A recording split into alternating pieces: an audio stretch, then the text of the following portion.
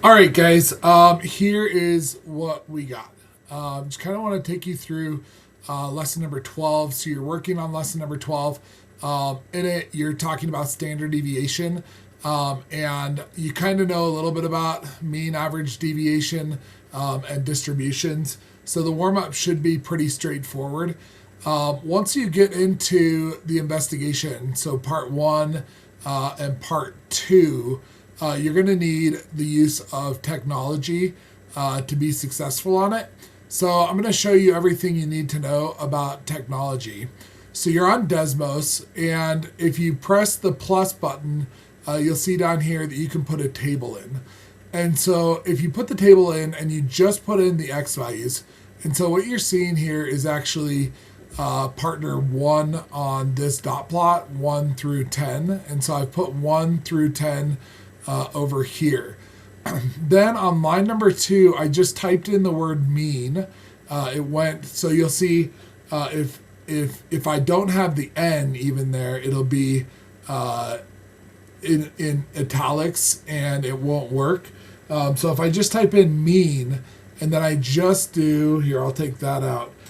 All I have to do is type in X and then the number 1, and it'll put it down there. I'm going to get rid of this thing here. But if you put in mean X1, that's going to tell you that the mean for your column X1, and you can use Y1 or whatever variable you want to, but the mean is going to be X1.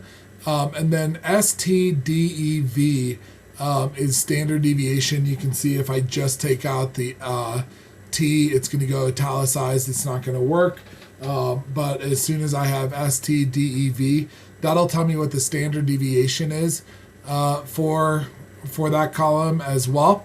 All of these functions can be found here. If you do the keyboard and you go over to functions and you just scroll down, here is statistics. You have mean and standard deviation. You also have all the quartiles and quantiles. You have the median. So all of that stuff can be found under the keyboard for functions. So really anything that you want for statistics is here. So I'd recommend just getting comfortable with the keyboard and then all the different functions that are on there. And if you have any questions, you can definitely ask. Otherwise, that's kind of it. That's what you got for this lesson. So if you have questions, please let me know. Otherwise, go to work on lesson number 12.